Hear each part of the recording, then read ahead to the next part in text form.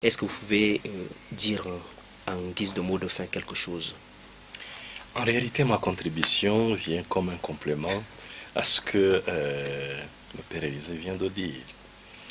S'il faut vraiment guérir notre société meurtrie, s'il faut vraiment penser à un développement intégral, dans le livre mentionné, moi j'ai proposé une triple conversion. La conversion intellectuelle, la conversion morale et la conversion religieuse.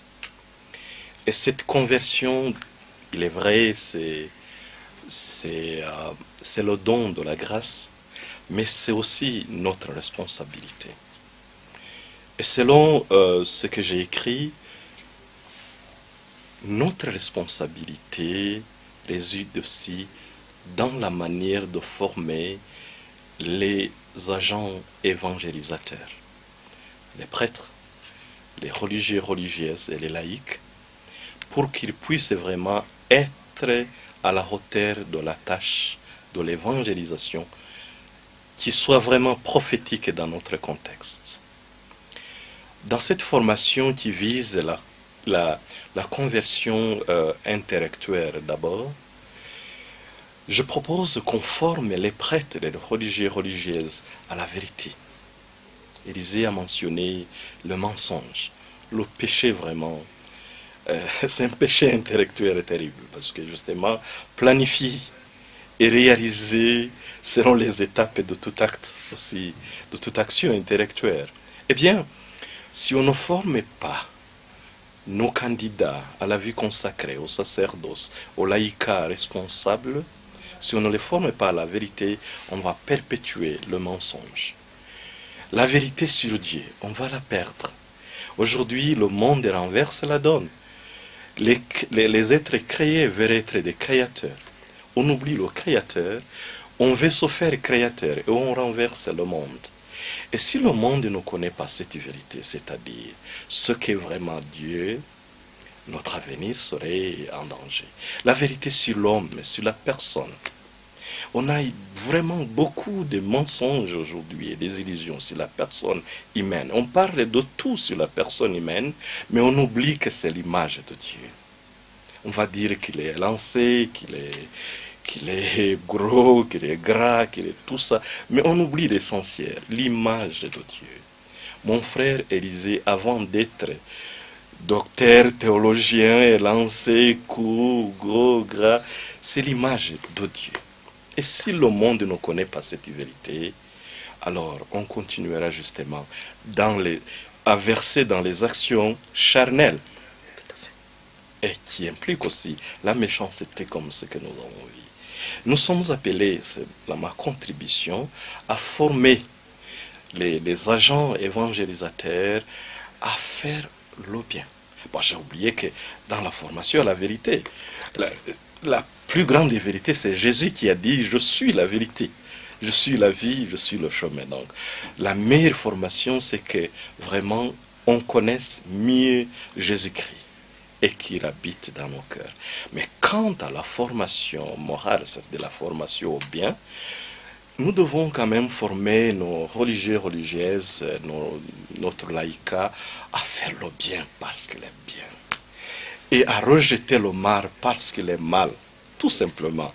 Sans dire, c'est Élisée qui a dit, parce que c'est ça le problème. Élisée dit les choses qui l'avantagent, mais qui versent dans le mal, et je vais le faire parce que. Et c'est ce que nous appelons dans les termes techniques la complaisance. Je dois affirmer, bon, je m'excuse à ceux qui m'entendraient d'une autre peut-être façon, l'homme et la femme rwandaise, nous avons été formés à la complaisance. C'est-à-dire quoi?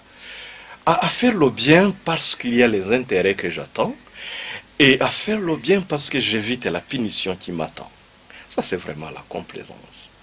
Et aujourd'hui, si nous voulons avancer, nous devons former les religieux et religieuses à apprendre à faire le bien parce qu'il est bien et refuser le mal parce qu'il est mal, peu importe d'où ça vient, et arriver jusqu'à un niveau où on peut même, comme notre Seigneur Jésus-Christ dit, le bien est bien le mar est mar, je le refuse. Et si vous voulez, mes mains sur la croix comme notre maître. Et là, ça serait vraiment une formation religieuse, morale, qui tient. Il me reste une petite partie que j'ai mentionnée dans ma contribution. C'est une formation qui pousse à la conversion religieuse. Quand je suis avec un jésuite, il connaît mon ami Lonegan, je suis aussi de... C'est-à-dire aider les gens à être amoureux de Dieu. To fall in love with God, with Jesus. Si notre évangélisation n'aide pas les gens, les femmes et les hommes de ce pays à, est-ce que je vais utiliser le terme tomber amoureux aussi, à être en amour avec Dieu, on aura raté l'évangélisation. Parce que un homme et une femme amoureux de Dieu, ils se lancent dans les bonnes actions sans calcul.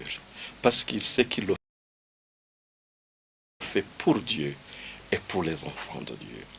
Un homme, une femme amoureuse de Dieu, ne se lasse pas de prier comme disait, comme le mentionnait Élisée, parce que déjà, on sait que la prière, c'est la rencontre de deux amoureux. Et je fais appel à votre expérience.